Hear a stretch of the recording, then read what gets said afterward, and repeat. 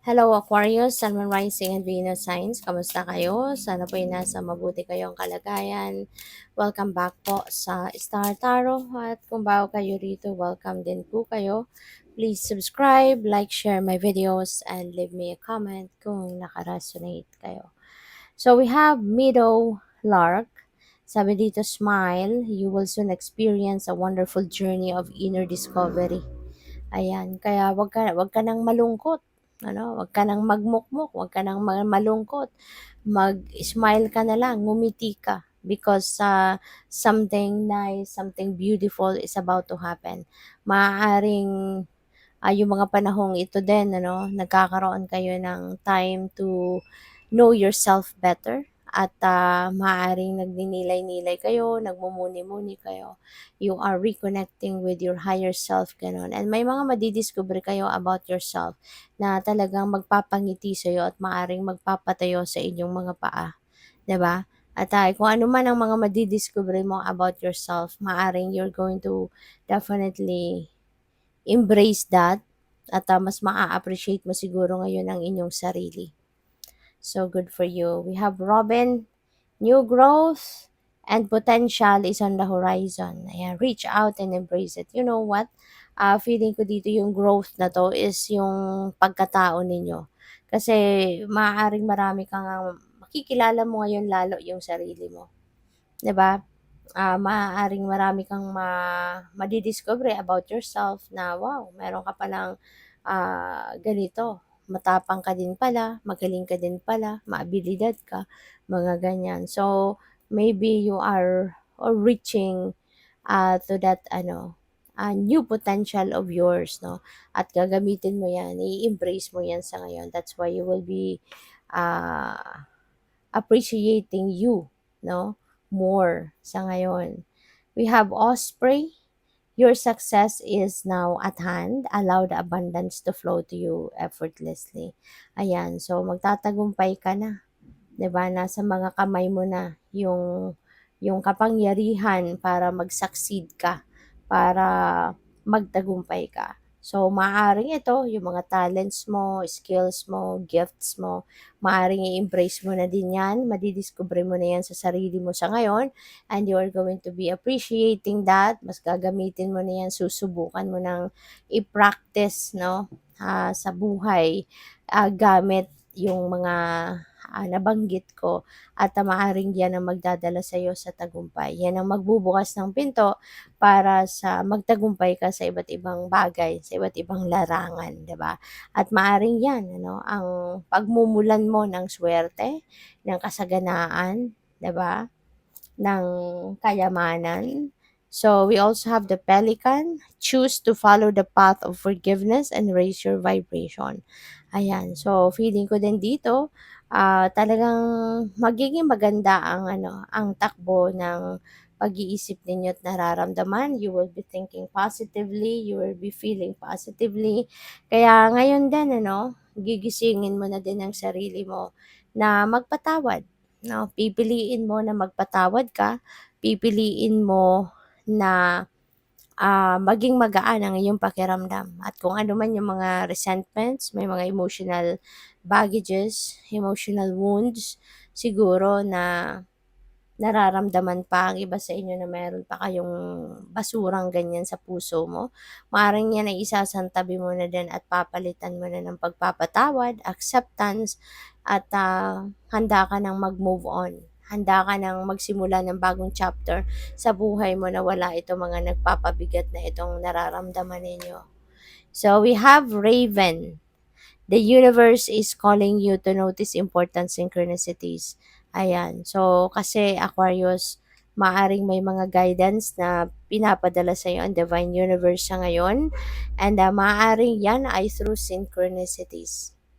So, look for the signs. Look for anumang klaseng signs ang ipapakita sa iyo ng universe.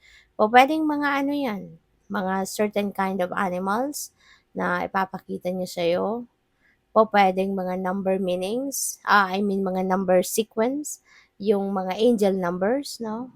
Angel numbers are like repeating numbers. Those are normally na ginagamit ng universe na pamamaraan, ano, yung mga madalas na synchronicity na pinapakita sa atin to send us a signal. Kasi kapag makakakita tayo ng mga repeating numbers, that's very eye-catching, 'di ba? Yung bang bigla kang mapapaisip talaga. Kaya ng kadalasan na ginagamit ng divine to send us messages, no? Repeating numbers. So, pag nakakakita kayo, kunyari, 444, 555, 1111, mga ganyan, 1212, those are repeating numbers. Those are angel numbers.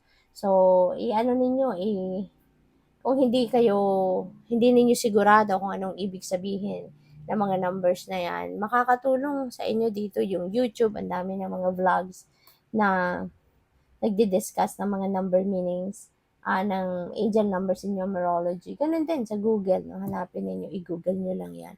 At mababasa ninyo dyan kung ano yung ibig sabihin ng mga numbers na yon na nakikita ninyo. So we have the energy of the peacock.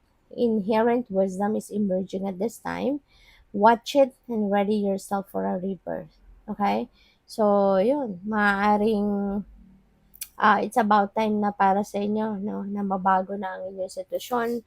Maaaring may mga bagay-bagay dyan na matututunan kayo, may mga impormasyon na maririnig kayo, malalaman ninyo, na yun ang pupukaw sa puso ninyo. You know, yun ang magpapatayo sa inyong kinauupuan, kumbaga, and for you to start to ano, to start a new life, 'di ba? So sabi dito, your intuition is correct. Follow your inner wisdom without fail. Kasi nga naman, hindi naman natin pwedeng pagdudahan talaga kung ano nare-receive natin through our intuition. Kasi guidance yan from the divine. Mensahe yan ng divine universe sa atin. You know, those are messages na pinapadala sa atin ng universe para malaman natin, sundin natin, pakinggan natin. Kasi yun ang gagabay sa atin kung ano yung mga nararapat nating gawin, anong direksyon ang dapat nating tahakin, mga ganun. So, by the way, maraming salamat for subscribing. Kung hindi pa kayo nakakapag-subscribe, subscribe na po kayo. And maraming salamat din for not skipping the ads. Malaking bagay yan sa akin. And also, please click the join button sa baba ng video kung gusto niyo na mag-join din po kayo sa membership. Salamat! So, we have King of Wands. Ayan. So, baka ang iba sa inyo dito is really have a leadership potential. May leadership quality kayo. Kaya po pwedeng, kung kayo nagtatrabaho pa, nag-opisina, so po pwedeng mapopromote na kayo into a leadership role. Okay? So, what else? We have the Eight of Wands. Wow. Ang ganda nito. So, papunta talaga kayo sa magandang mga kaganapan kasi si Eight of Wands, ang daming mga good news na paparating dito. Maaring yung mga good news na yan is related to opportunities, various opportunity na po pwedeng magdala sa inyo sa tagumpay, magdala sa inyo sa bagong trabaho or bagong negosyo na po pwedeng pagkakakitaan ninyo at magdadala sa inyo ng financial and material success. Okay?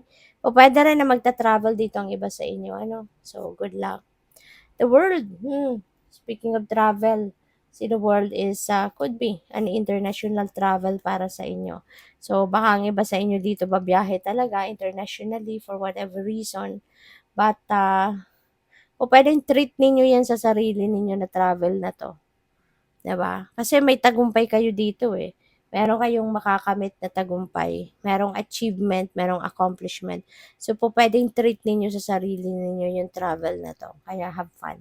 Thank you for watching. Love and light. Namaste.